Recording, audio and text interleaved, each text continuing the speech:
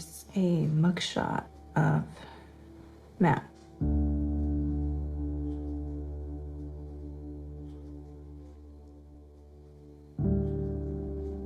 I don't know who that is. I don't recognize that person. He looks like he ran away from an insane asylum. It's very clear that every time he has done something violently, it has escalated. When he's released and his actions escalate, I think he has the personality traits to become a serial killer. I really do.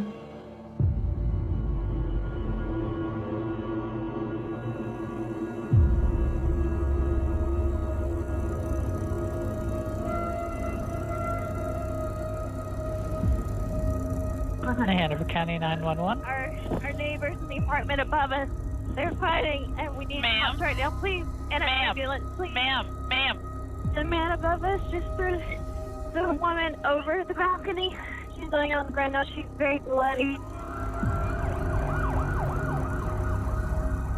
When the ambulance got there, they were able to see a bunch of stab wounds on me.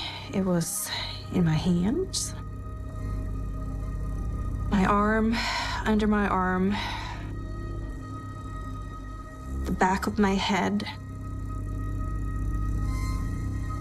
He got my artery in my neck, my left back, and they were able to count about 40.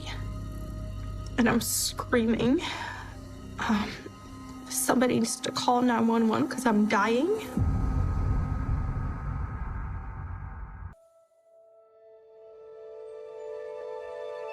I grew up in Oslo, in Norway. I think it was about my second year of high school. Everybody else was preparing to go to university, college, that kind of stuff. And I just felt like that really wasn't my path. I needed to experience what was out there. I finished high school, and about 7 weeks later, I was on a plane to North Carolina. I started working as a promoter for a nightclub, and on my way out the door, Matthew was standing and opening the door for people who were entering and exiting. He worked as a bouncer, the security crew. He was tall and he was very muscular. I felt like he was naturally funny. He was smooth with it, and it catches you by surprise. As time went on, the more we spent time together, the more it felt like it got a little bit easier to find things in common once we got to know each other more. I felt like I had found somebody that I could see myself with long term, and I thought we clicked well.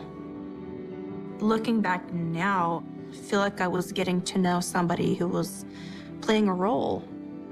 I was falling in love with somebody that didn't exist, pretty much.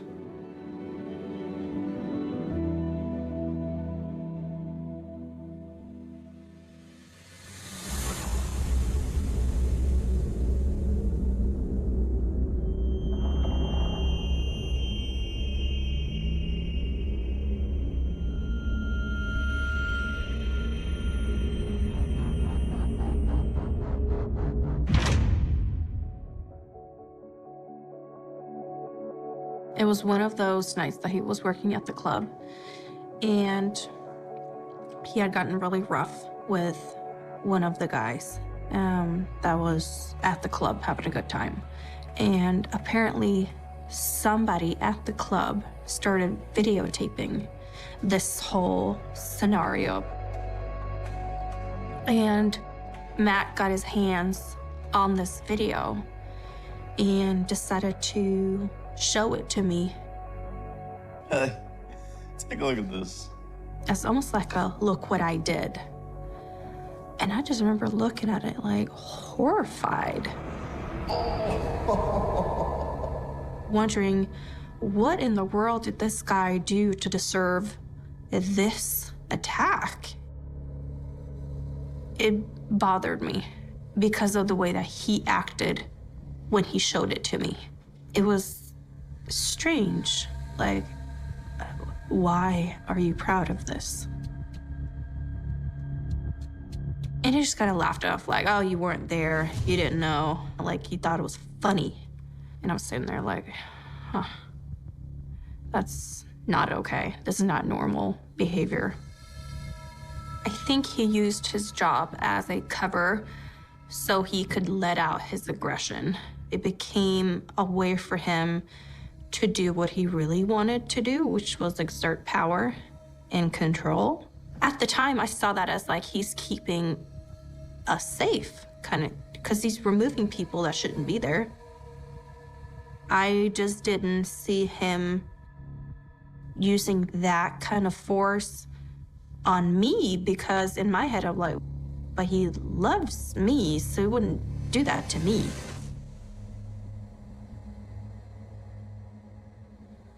I was wrong.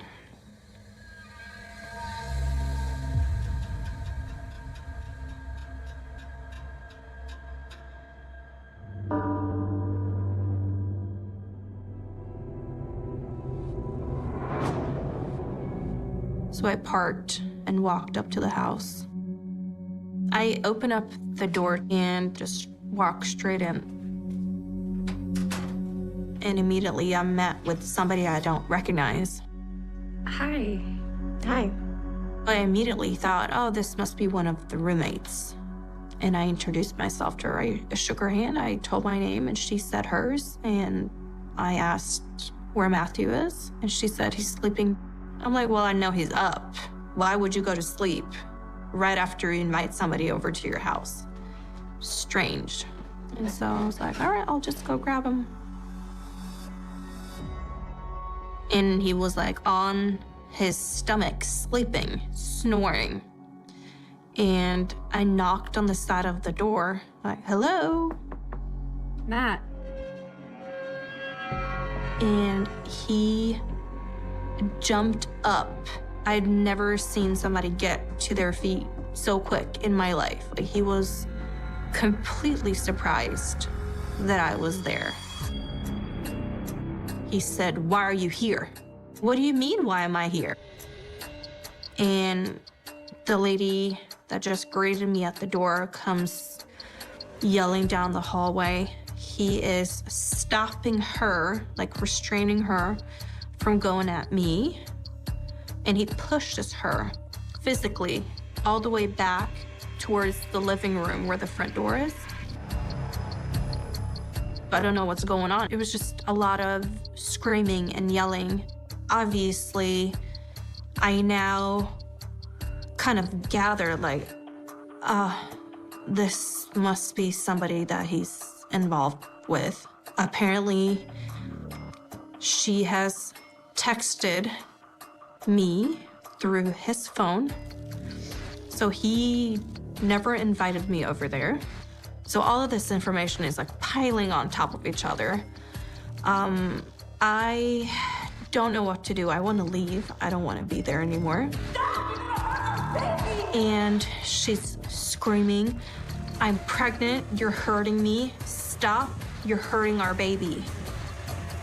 I don't know who this lady is, and I need him to stop hurting her. And so I take a couple of steps towards him and I punched him in the face. I don't know why I felt like I needed to do that. It just felt like it was the right thing to do in the moment. And I regretted it right away. He lets her go and she runs down the hallway. And he turns to me and he says, leave. Get out! If you ever come here again, you're done. He says, if I ever find you here again, I'll kill you. Matt had never looked at me like that before, with cold evil eyes. So that was scary, and I could not get out of that house any faster. I mean, looking back, I should have probably realized what was going on. I should have seen the bigger picture. He was obviously dating multiple people. He was living a double life.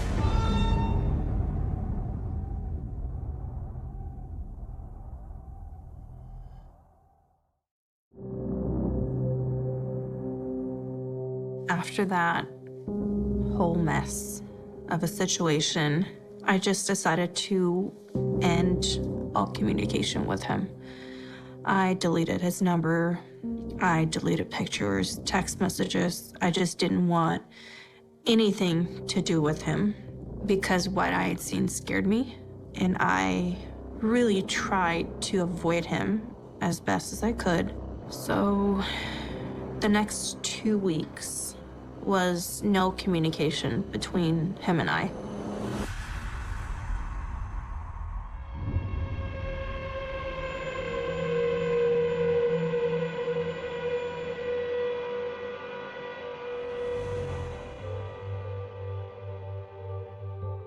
So we met up at a deli shop for lunch, and he explained everything. He said that she was just somebody that he was casually seeing, and he didn't really want a relationship with this lady. But now she's pregnant, so he kind of have to deal with her, is how he laid it out to me. He said that he shouldn't have reacted that way. He apologized. He said that he didn't want to hide anything anymore and just be completely open and honest with everything. I was naive to the whole dating scene. I thought that once you date somebody, you date one person, but that's what I thought. Like something as cliche as like watching the TV shows and the movies and stuff, I figured, well, that's what the dating culture is like in the US. I didn't know it at the time, but it's very casual. You can date multiple people. I think I was willing to give him another chance because I also developed feelings for this man. It was a very complicated situation. I was willing to give him another chance because I didn't want him to be out of my life.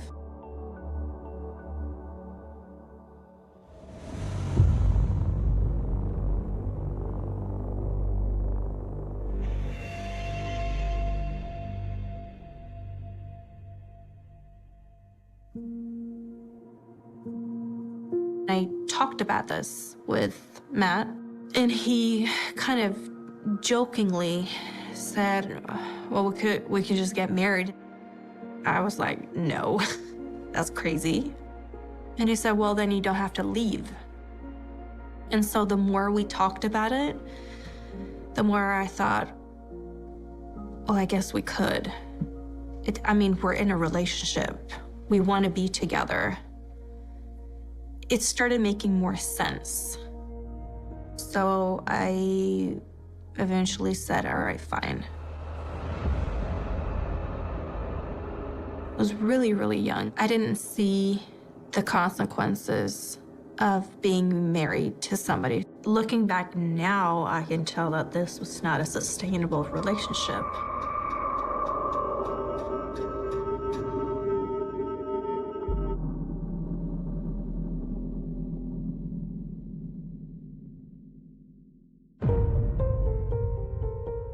After we got married, we started living together, and he expected me to deal with house chores.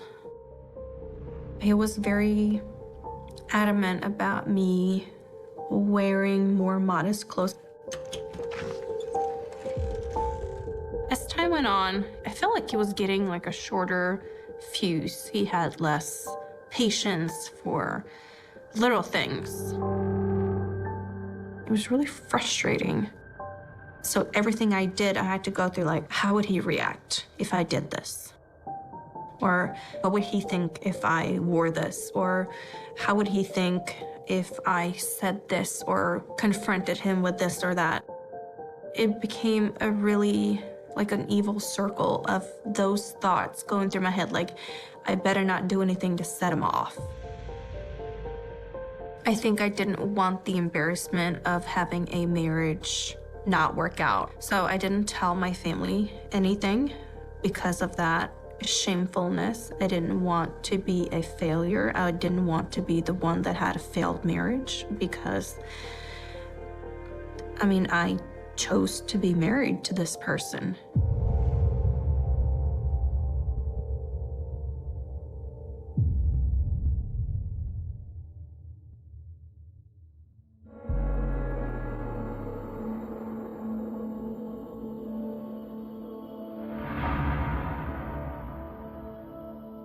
It was a shock because I didn't know how was that possible.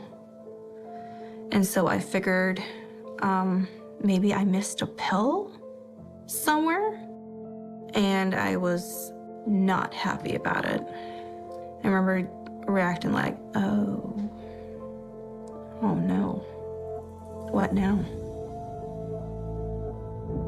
The fact that we were in such a rocky place in our marriage, there was no room really for a child to get in the middle of everything that we were in.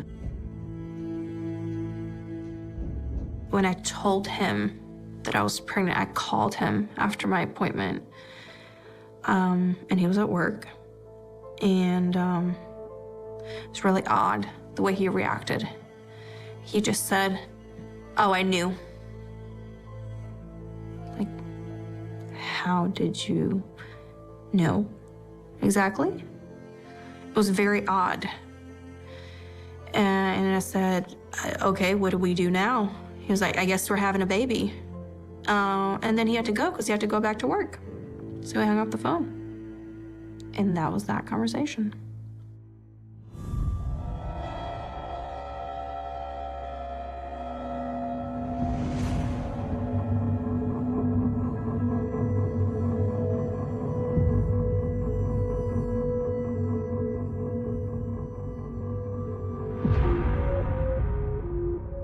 When he was born, I felt kind of abandoned.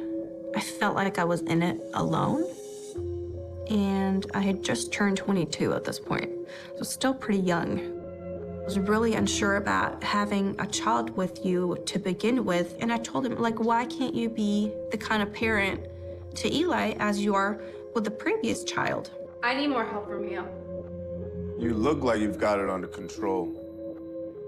And he said, well, you know, I kind of wanted you to get pregnant anyways. I already knew you were pregnant when you told me. And I said, yeah, I remember you said that on the phone, and I don't really know why. How would you have known that? Don't tell me you didn't notice. He said, you don't know that you were off the pill for like months?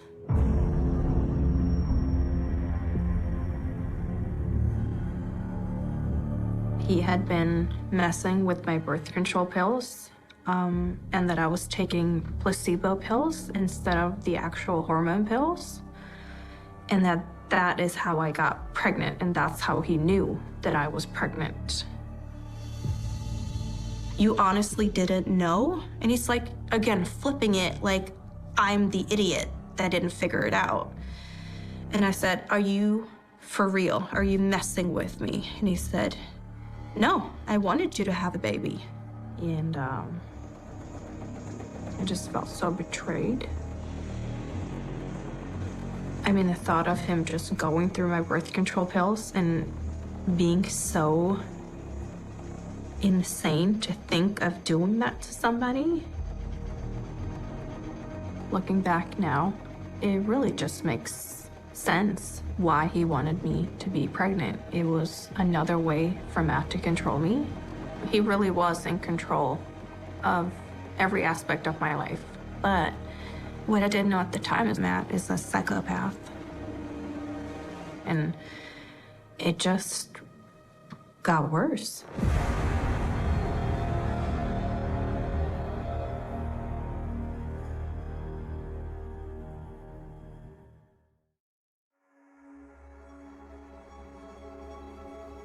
One night we were at home, and again, we had gotten into some sort of dispute over something that he had found on my phone in one of my conversations with one of my friends in my mom group. And obviously things hadn't really gotten a whole lot better at this point. And he was really upset about the fact that I had talked to my friend about our issues in our marriage. But he was so angry, and we're in the room, and Eli's in the room with us.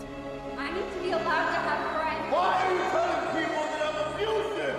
And the baby's awake, and he wants to be picked up. And Matt's not allowing me to go pick my child up because we're having this very angry conversation.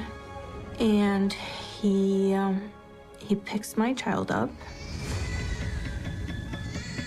and in the same breath, he comes over towards me, and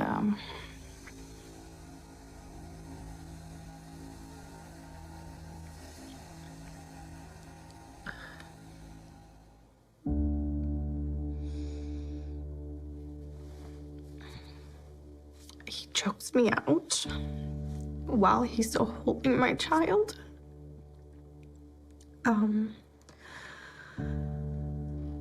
And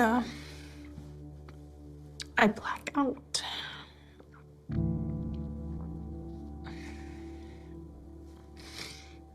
And I don't know how long I'm out for. But I wake up to him breathing into my mouth, like trying to give me CPR. And my child is screaming. He's crying, he wants his mom, and I can't get to him. My neck is sore, everything hurts. And I'm so shocked at the whole situation. That I don't really know what to do with myself. And he just kind of he hands me my child. And it walks out to the freezer and gets me ice and just throws it in my lap. It says, "Here you go."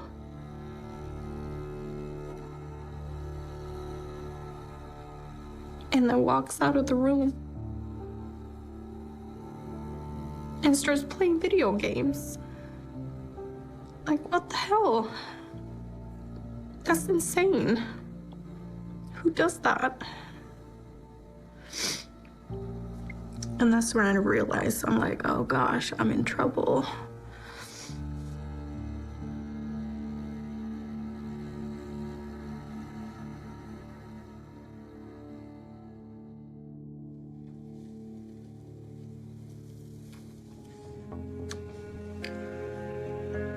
This is a family photo of me and Matt and baby Eli.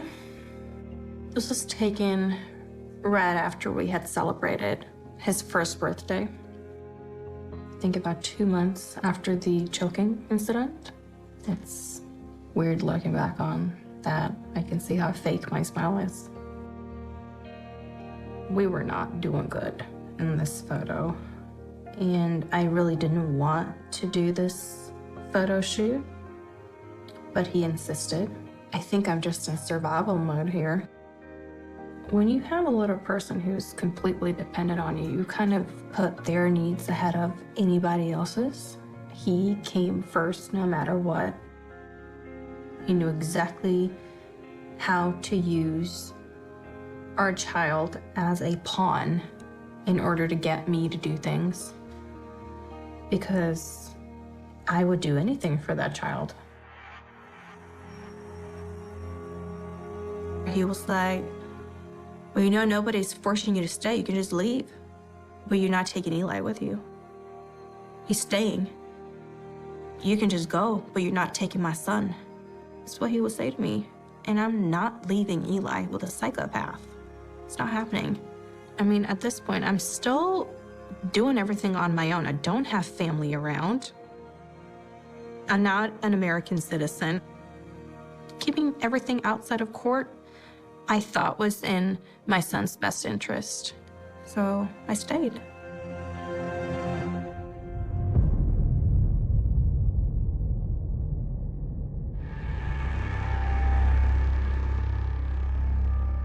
One evening, I put Eli to bed. I went to bed, and I think I wake up around 3, 4 a.m. and I'm trying to find my phone, because I remember I brought my phone in the room with me and put it under my pillow. And now it's not there anymore. And I just, you know, you have that instant feeling of like, ugh, this knot in your stomach.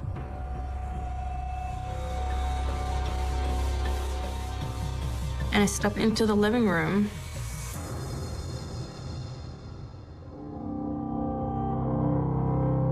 And he's sitting in his office chair.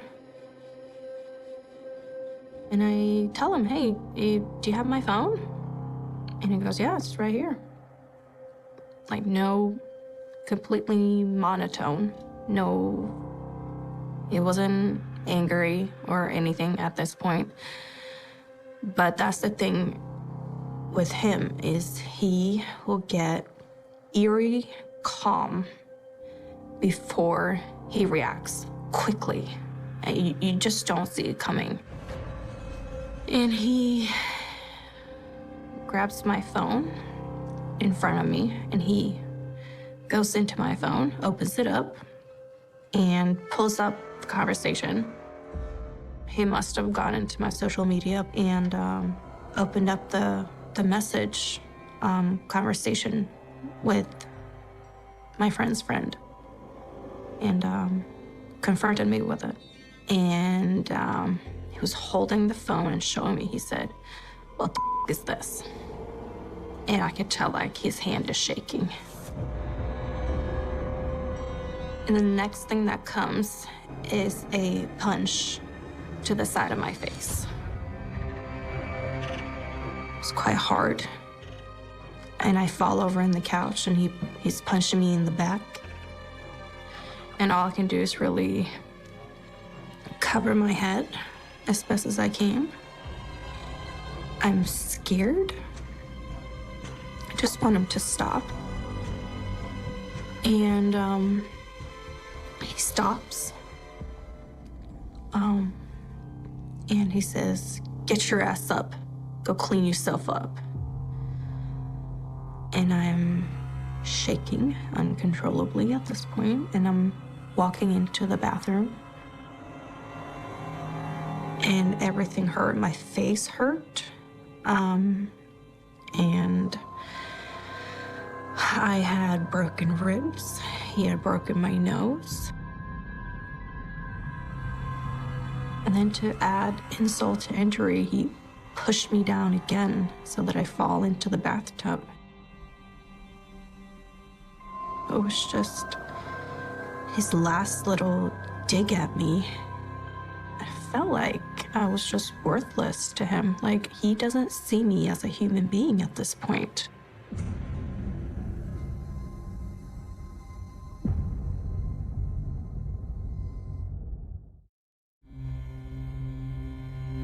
I wasn't allowed to go anywhere.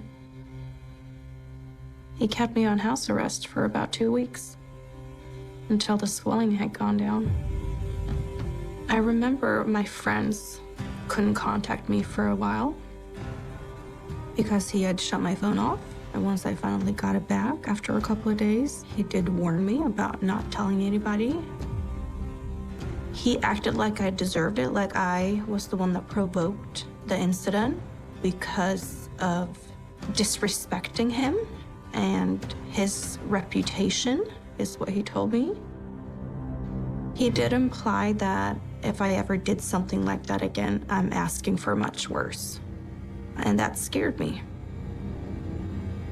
I think at this point, I'm thinking I need to do whatever I can to protect me and my son in this situation. Now I can see the pattern of like, this is just not gonna work.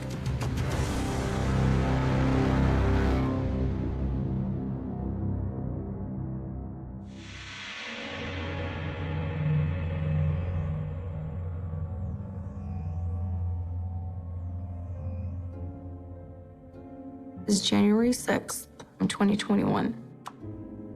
And I'm in the kitchen trying to prepare food for my son when I heard a loud bang at my door.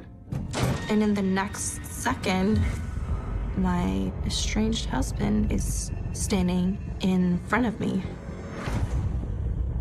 Eli screams. We didn't know what was happening. And I didn't recognize him. I mean, I knew who it was, but I didn't recognize his eyes anymore. He looked like he had escaped from like an insane asylum. And then all of a sudden, he is beating me to a pulp on the ground. He is attacking me with a pocket knife and repeatedly stabbing me in my arm, my neck, in front of my son. My 3-year-old son is standing in the kitchen watching his dad stab his mom over and over and over while he's screaming for help. And you're in such a shock. You can't even feel any pain. I don't remember being in pain at all. I just thought he was beating me up. I didn't know that I was bleeding. And he goes over to my son and picks him up. And he's leaving out the door. I just remember thinking I gotta go and get my son. Like, he can't leave with my son. I just knew I needed to go after him. I needed to put myself as the target instead of Eli.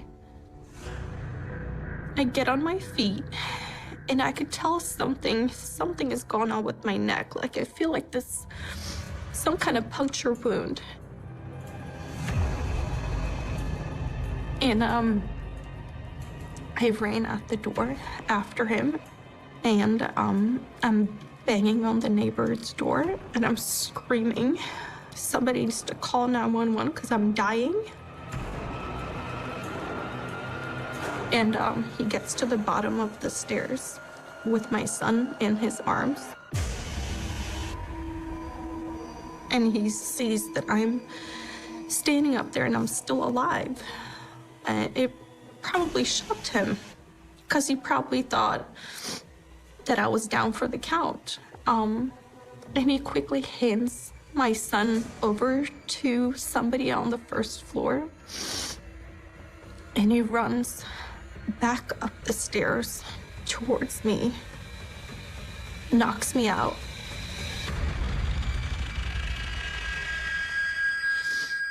And that's the last thing I remember.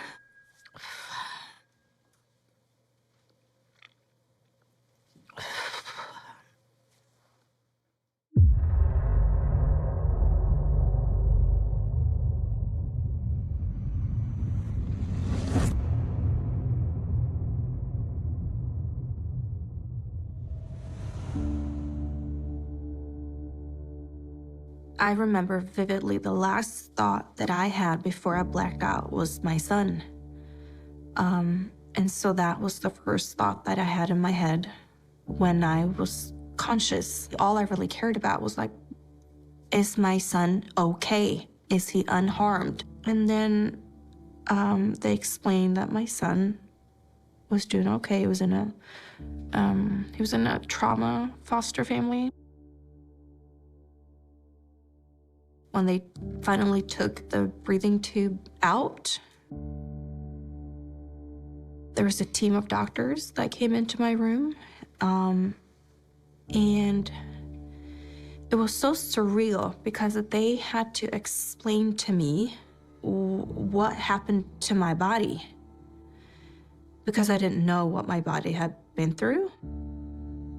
And I guess I had this secondary shock of like, I'm sorry, what? I'm stabbed? What? And everything that happened after was told by witnesses. He stabbed me over and over, all over my body again.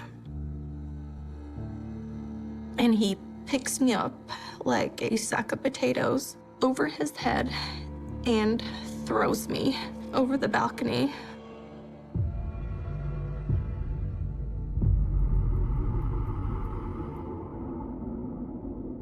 And my head goes right into the concrete. And my son is watching this. And he's literally watching his mom dying in front of him. And I'm apparently trying to get back on my feet. And I'm calling out for my son. I don't remember any of this. This is what my neighbors have told me afterwards. And I'm trying to find my son, and then I collapse into the flower bed. And that's where the ambulance picks me up from and start life-saving measures. I later learned from the investigators that they had caught him the same night, a couple of hours later, at his dad's residence, about an hour away. I have no memory, no recollection of anything. And the thing that bothers me probably the most is that my son, he was watching all of this happening, and he saw a lot more than I can remember. And that's really tough, because I can't take that away from him. And he was just a baby. He had just turned 3 years old, and you're not supposed to see that when you're 3. No kid is supposed to watch that happening, especially, watching your parents do something like that. It's heartbreaking.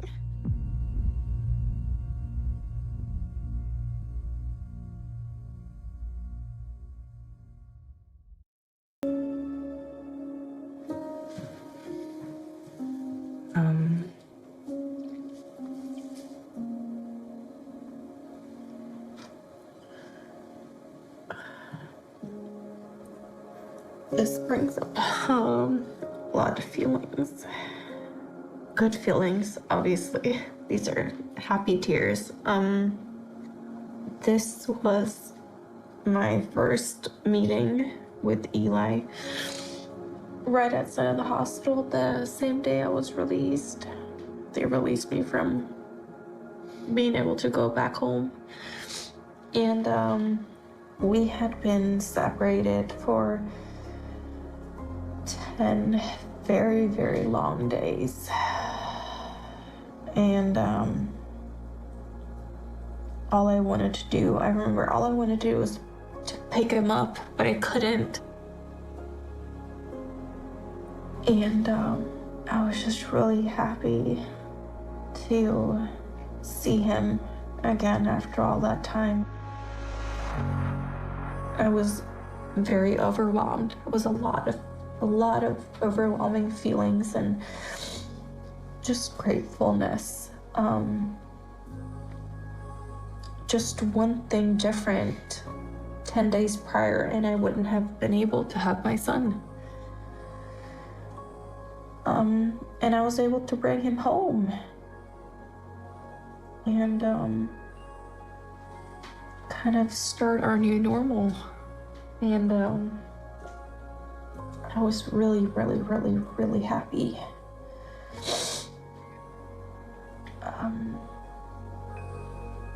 Yeah, this is a really good memory.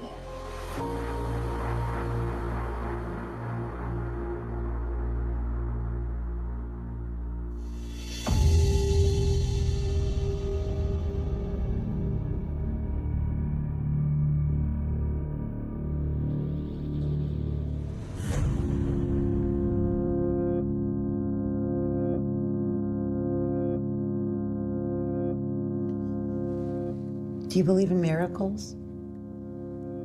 I do. I do believe in miracles. It's hard not to when you go through something like that. Nobody had expected me to really make it through the night, just based on how much blood they assumed that I lost. And it was quite a lot.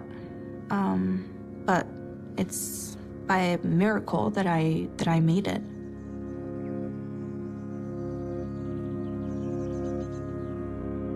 I don't know why I survived. I really don't know. There must be a purpose.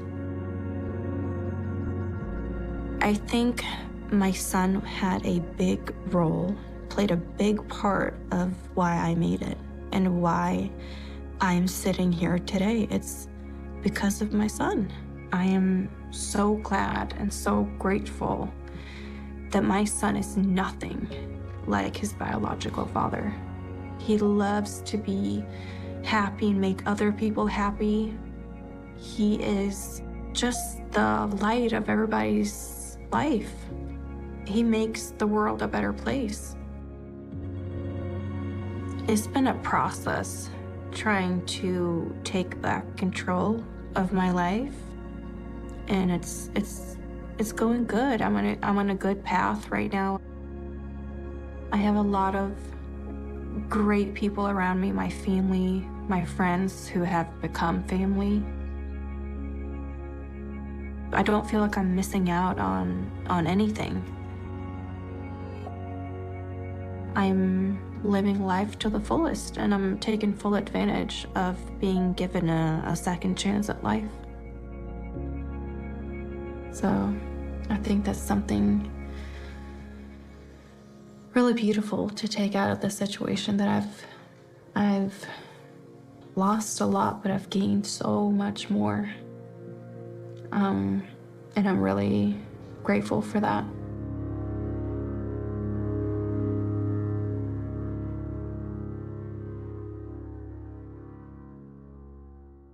Our time right now, just about 6:34, and happening today, the shooting that shook the Alabama basketball program and killed a young Birmingham mother heads to trial. January 15th, 2023, Jamia Harris here was caught in the crossfire of a shootout on the Tuscaloosa Strip.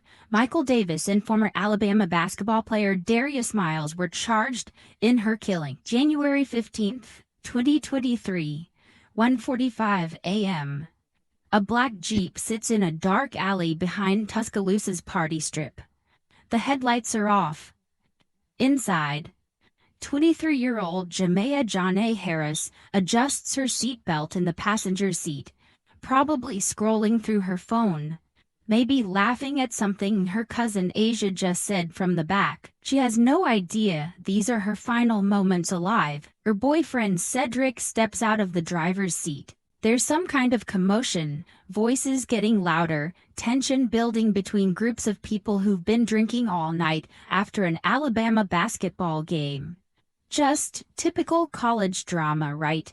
The kind of stupid arguments that happen every weekend on every college strip across America. But something's different tonight. Something's about to go horribly, catastrophically wrong. Because two men are walking toward that Jeep. One of them is Michael Davis, the other? Darius Miles, a University of Alabama basketball player whose life is about to implode along with everyone else's. What happens in the next 60 seconds will destroy multiple families. It will end a promising sports career. It will leave a 5-year-old boy named Kane asking why mommy isn't coming home, and it will expose a truth that makes every woman's blood run cold. Here's what we know for sure. Jamea Harris came to Tuscaloosa for one night of fun with her cousin and boyfriend. She left her son with her mother, promising to be back soon. She worked nights to support her family, and this was supposed to be her chance to unwind, to laugh, to feel young and free for just a few hours. She never made it home, but here's what nobody's talking about. The real question that should keep you awake tonight: what actually started this whole thing? Because the official story, the one the police tell, the one that made headlines across the country, it doesn't add up. Drop a comment right now. What do you think really happened in that alley? What piece of this puzzle are we missing? According to investigators, she would not talk to him, because I guarantee you the truth is messier and more twisted than anyone wants to admit. Tonight we're going to dissect every lie, every cover-up, and every convenient detail that got swept under the rug. We're going to find out why a young mother had to die, and trust me, the answer will make you question everything you thought you knew about this case. The clock is ticking, the Jeep is waiting, and Jamea Harris has no idea what's coming. Before we dive into the chaos that destroyed everything, you need to understand who Jamea Harris really was, because the media loves to reduce victims to simple headlines. But Jamea was so much more than just another tragic story. Born in Montgomery, raised in Birmingham, Jamea was that girl everyone gravitated toward. You know the type: magnetic personality, infectious laugh, the friend who could turn any boring Tuesday into an adventure. Her family describes her as energetic and sociable from childhood, the kind of person who made friends effortlessly and kept them for life. But here's what made Jamea special. When her mother DeCarla brought stepfather Kelvin Hurd into their lives, Jamea didn't just accept him, she welcomed him with open arms. That tells you everything about her character. No teenage attitude, no resentment, just pure warmth. Kelvin still talks about that moment, how this young woman made him feel like family from day one. The youngest child in her family, Jamea had big dreams. She and her cousin Aisha Humphrey weren't just close, they were business partners in the making. They spent hours planning their future clothing store, sketching designs, talking about the empire they'd build together. Fashion, entrepreneurship, sisterhood. Jamea saw a bright future ahead, and she was ready to grab it. Then came Kane Johnson. At just 18 years old, Jamea became a mother. Some people might see that as a setback, a dream killer. Not Jamea. That little boy became the center of her universe, her reason for everything. The bond between them? Her family calls it unimaginable. Picture this: Jamea working night shifts, coming home exhausted, but still finding energy to play with Kane, to read him stories, to make sure he knew he was loved beyond measure.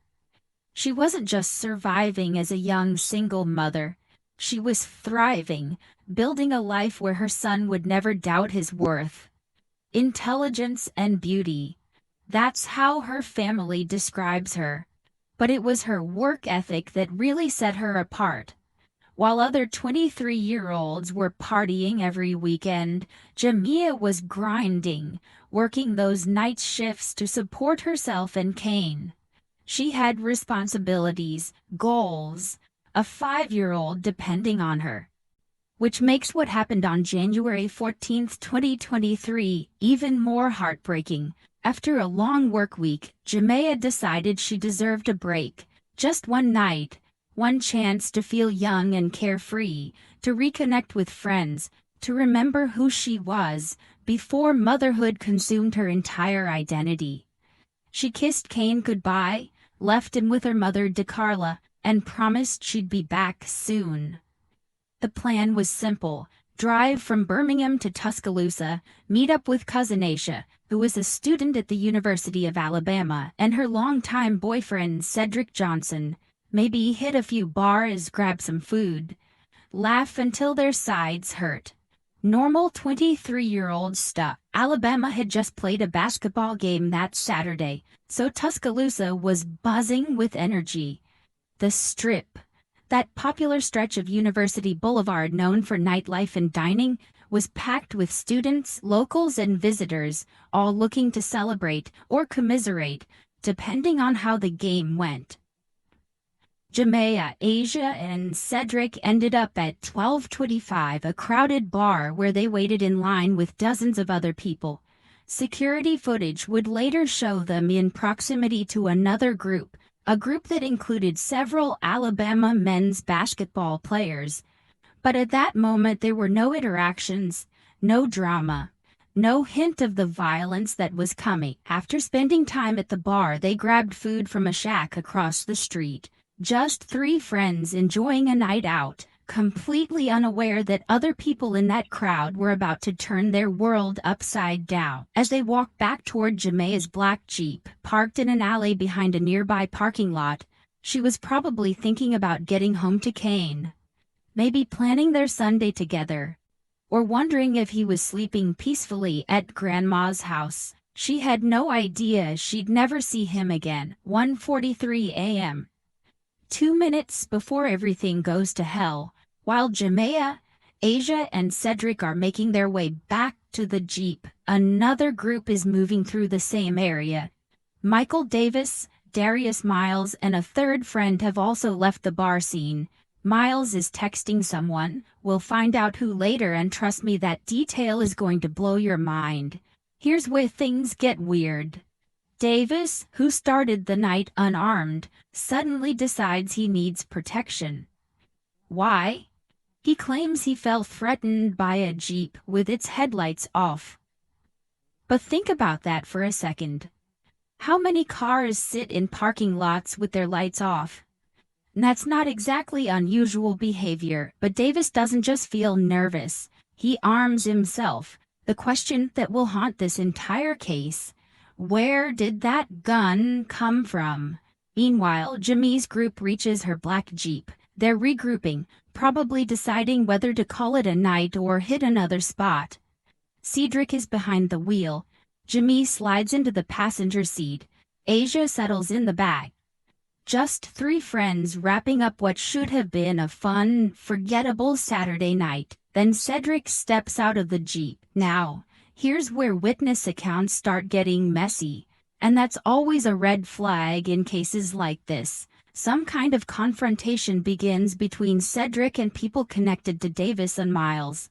Words are exchanged. Voices get louder, the kind of testosterone-fueled nonsense that happens when alcohol meets ego. But wait, there's another complication. A completely separate fight breaks out between some women, and it's blocking traffic in the area. So now you've got multiple conflicts happening simultaneously, cars trying to navigate around the chaos, and tensions escalating by the second. Picture the scene. It's nearly 2 a.m., people are drunk, emotions are running high after the basketball game, and now you've got overlapping dramas creating the perfect storm for disaster. Jamea's Jeep, with its headlights still off, starts moving through this mess. They're trying to navigate around the blocked traffic, probably just wanting to get out of there before things get worse, but their movement catches Davis's attention. And in his mind, this confirms his paranoia about a potential drive-by. Here's what's crucial. At this point, nobody has been shot. Nobody has pulled a weapon. This is still just drunk people arguing in a parking lot. The kind of stupid drama that usually ends with everyone going home with bruised egos and hangovers, but Michael Davis is about to change all that. 1:45 a.m. The moment that destroys everything. Davis approaches the driver's side of Jamea's Jeep. She's sitting in the passenger seat, probably telling Cedric to just drive away, to get them out of this mess. Asia is in the back, watching this unfold, having no idea she's about to witness her cousin's murder. What happens next depends on who you believe. The prosecution will tell you Davis fired first, that he walked up to that Jeep and started shooting without provocation, cold-blooded, calculated. The act of someone who decided violence was the answer to his wounded pride, but the defense, they're going to paint a completely different picture. They'll claim Cedric Johnson shot first, that Davis was just defending himself when he returned fire. Yeah, guys, the defense has continuously argued that they were acting out of self-defense. According to court documents, Harris could be seen leaving the bar with her cousin and boyfriend Cedric Johnson to get food from a nearby grill. Police say that's when the first argument started. A short time later, police say Davis approached the Jeep again. This time, shots were fired. Investigators believe Davis shot the first bullet. Harris was shot in the left side of her face. Her mother and stepfather told us when we spoke with them after the shooting that they will continue to push for justice. I will fight for justice for this senseless act. Both suspects, not just for her, but for her son as well. They need to know that she wasn't just a random person. She was a mother. She had a child at home waiting on her. They'll argue that Davis was the real victim here, forced to protect his own life. Here's what we know for certain. Gunshots ring out in that alley.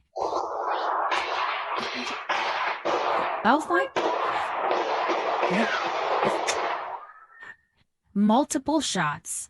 Davis gets hit in the shoulder, but Jamia, she takes a bullet to the chin that exits through her neck. She dies instantly. Think about that. A 23-year-old mother sitting in the passenger seat of her own car becomes collateral damage in someone else's fight.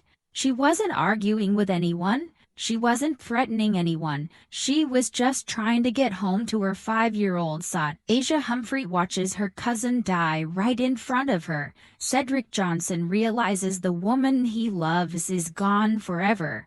And somewhere in Birmingham, little Kane Johnson is sleeping peacefully, completely unaware that his world just shattered. Have you ever seen a small argument turn deadly? What could have stopped this tragedy? Hit that comment button and tell us what you think, because the decisions made in these crucial minutes reveal something terrifying about how quickly normal people can become killers. Police sirens start wailing in the distance. The party atmosphere on the strip evaporates as word spreads that someone's been shot. And in that alley, 3 lives are forever changed, while 1 is gone forever. But the real bombshells, the connections that will rock the University of Alabama, those are still coming.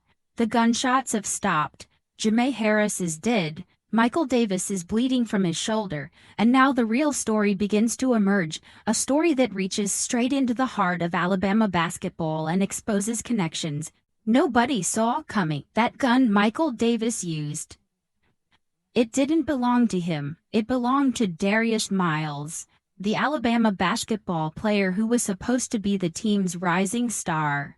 But here's where this case gets absolutely wild. Miles wasn't just some random guy who happened to be in the area. He was actively involved in the events leading up to the shooting, and the evidence is all in his text messages. Remember those texts Miles was sending at 1:43 a.m.? He was messaging Brandon Miller. Yes, that Brandon Miller now playing for the Charlotte Hornets in the NBA. Miller was Miles' teammate, and he was supposed to be Miles' ride home that night. But here's the kicker. Miles had left his gun in the back seat of Miller's car. Think about that for a second. A college basketball player is driving around Tuscaloosa with his teammate's weapon in his vehicle, completely unaware of what's about to happen. Alabama basketball star freshman standout Brandon Miller took a gun to the strip in Tuscaloosa after getting a text message from his now former teammate Darius Miles. That gun was used in the killing of Jameer Harris back in January. Miller later testified that he had no idea the gun was there until he arrived to pick up Miles. The text message that changes everything? Miles asking Miller for his joint. Investigators testified that this was code for his gun. So while Jameer Harris is sitting in that Jeep, probably checking her phone or talking to her cousin, Miles is actively trying to retrieve a deadly weapon. Here's how it went down. Miller drives to Grace Street where the chaos is unfolding. Davis approaches Miller's car and retrieves Miles's gun from the back seat. Miller's attorney was quick to point out that Miller never touched the weapon, wasn't involved in the exchange, and had no idea illegal activity was about to occur. But the damage was done. That gun was now in Michael Davis's hands, and he was walking toward Jamea's Jeep with deadly intent. The shooting itself happens in seconds, but the aftermath reveals just how deep this conspiracy goes. After the gunfire, Davis and Miles don't stick around to help the victims or cooperate with police. Instead, they flee to the V at University Downs apartment complex. And guess whose name is on the lease for that apartment? Nick Pringle, another Alabama basketball player who's now with the Arkansas Razorbacks. So we've got multiple players connected to this tragedy, either directly or through their living arrangements. It's at this apartment complex where Miles finally calls 911, not to report that he helped orchestrate a shooting that killed an innocent woman, but to report that his friend Davis had been shot. The audacity is breathtaking. When police arrive at the apartment, they find Davis with his shoulder wound and Miles trying to play the concerned friend, but the evidence is already building against both of them. The gun belongs to Miles, the text messages show premeditation, and witness testimony places both men at the scene. Captain Marty Sellers, who responded that morning, later testified about his brief conversation with Pringle at the apartment.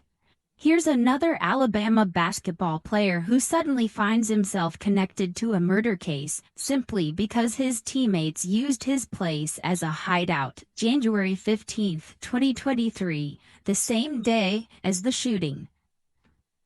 Darius Miles is removed from the Alabama basketball team. His promising career is over before it really began. But that's just the beginning of the consequences. Both Davis and Miles are arrested and charged with capital murder. In Alabama, shooting and killing someone while they're in a vehicle automatically triggers the most serious murder charge possible. The state is sending a clear message. This wasn't just a tragic accident or a case of self-defense gone wrong. This was murder. But here's what makes this case even more complex. They're being tried separately. Davis goes first and his defense team immediately starts pointing fingers at Cedric Johnson, claiming he shot first and Davis was just defending himself. The prosecution paints a completely different picture. They argue this was a cold, calculated attack, that Davis approached that Jeep with the intention of using deadly force. And Jamie Harris paid the ultimate price for his decision. Jaden Bradley, another former Alabama player who transferred to Arizona, was also on the strip that night with Miles. So we've got multiple current and former players who witnessed or were connected to the events that led to Jamea's death. The web of connections keeps expanding, but at the center of it all is one undeniable fact. A 23-year-old mother is dead because two men couldn't handle rejection and had access to a deadly weapon. If you could say anything to Kane right now, what would it be? Leave your messages of support for this little boy who lost his mom way too soon, because he's gonna need all the love he can get. The trials are coming and the truth is about to get even messier. DeCarla Hurd had to tell her 5-year-old grandson that his mother was never coming home. Try to wrap your head around that conversation. How do you explain to a child that mommy isn't just late from her night out? She's gone forever. Mommy is now an angel, DeCarla told little Kane Johnson. I waited till nobody was here and we're alone in the house. And I set him down and I said, maybe mom's not coming back. She's not coming home. She was hurt really bad. And, they weren't able to save her. So mommy's an angel now. But what do you say when he asks why? How do you make sense of senseless violence to someone who still believes the world is fair? The Harris family thought they'd get answers when Michael Davis's trial finally began in May 2025, more than 2 years after Jamia's death. 2 years of waiting, wondering, and watching their lives fall apart, while the men responsible sat in jail cells. But nothing could have prepared them for what they'd have to endure in that courtroom. We watched 5 days of every angle, and it was gut-wrenching to me because I had 5 days of watching how my child died, DeCarla testified. 5 days of reliving the worst moment of their lives. 5 days of seeing crime scene photos, hearing witness testimony, and watching security footage of their daughter's final moments. The defense strategy was even more brutal than the family expected. Instead of showing remorse or taking responsibility, Davis's attorneys went on the attack against Jamia. Kelvin Hurd, Jamia's stepfather, was disgusted by what he witnessed. The way she tried to besmirch Jamia's name, I felt like that was uncalled for. It was extremely insensitive. The way he tried to besmirch Jamia's name, I felt that was uncalled for. It was extremely. Think about that. A young mother is dead, and the defense's strategy is to destroy her reputation in front of her grieving family. They tried to paint her as somehow responsible for her own murder, as if sitting in the passenger seat of a car made her complicit in the violence that killed her, but the jury wasn't buying it. After hearing all the evidence, all the testimony, and all the desperate attempts to shift blame, they deliberated for just 1 hour. 1 hour to decide that Michael Davis was guilty of capital murder. The verdict hit like a thunderbolt. Life in prison without the possibility of parole. Davis will never walk free again. He'll never see another sunset outside prison walls. He'll grow old and die behind bars, all because he couldn't handle rejection without resorting to murder. When Davis took the stand during his trial, the family waited for something, anything, that resembled human decency. An apology, a moment of remorse, some acknowledgement that he'd destroyed their lives. It never came. When the defendant got a chance to testify, the one thing he did not do when he had the opportunity was say, "I'm sorry," Kelvin observed.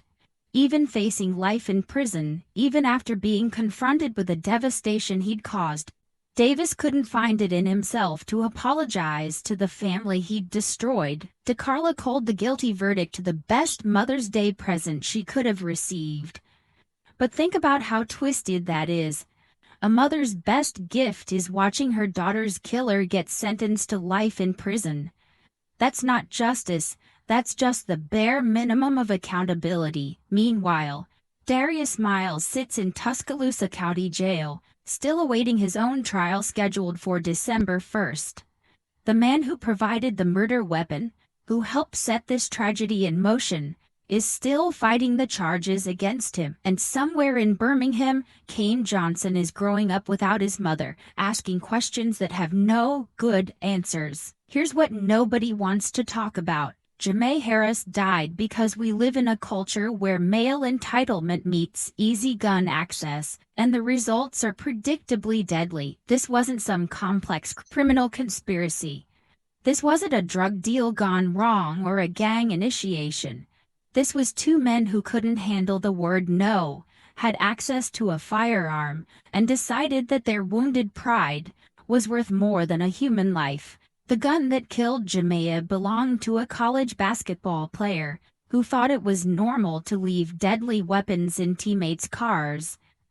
Darius Miles treated that firearm like it was a phone charger, something casual to pass around when needed.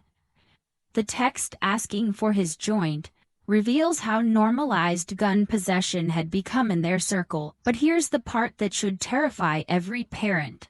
Brandon Miller, now making millions in the NBA, was driving around Tuscaloosa with a murder weapon in his backseat and didn't even know it. How does that happen? How do we create environments where deadly weapons are so commonplace that people forget they're carrying them? The University of Alabama basketball program had to confront an ugly truth. Their players were moving in circles where guns were accessories, where violence was an acceptable response to disrespect, and where young men felt entitled to deadly force when things didn't go their way. Miles has been sitting in Tuscaloosa County Jail without bond since January 15, 2023. Over 2 years now, his trial keeps getting delayed while lawyers argue over evidence and witness testimony. Meanwhile, the Harris family watches the calendar, wondering if they'll ever see full justice for their daughter. The wrongful death lawsuit the family filed isn't just about money. It's about forcing institutions to acknowledge their role in creating the conditions that led to Jamea's death. When college athletes feel untouchable, when gun culture goes unchecked, when male entitlement is excused as boys being boys, tragedies like this become inevitable. Cooper Lee, the team manager who was in Miller's passenger seat that night, represents all the bystanders who get swept up in other people's violence. Nick Pringle, whose apartment became a hideout after the shooting, shows how quickly innocent people become accessories to murder. But the most heartbreaking lesson comes from little Kane Johnson, who will grow up knowing his mother died for absolutely nothing. No grand cause, no heroic sacrifice, no meaningful conflict. She died because two strangers couldn't handle rejection without resorting to murder. The Harris family's fight for justice continues, but their real battle is against a culture that produces Michael Davises and Darius Mileses.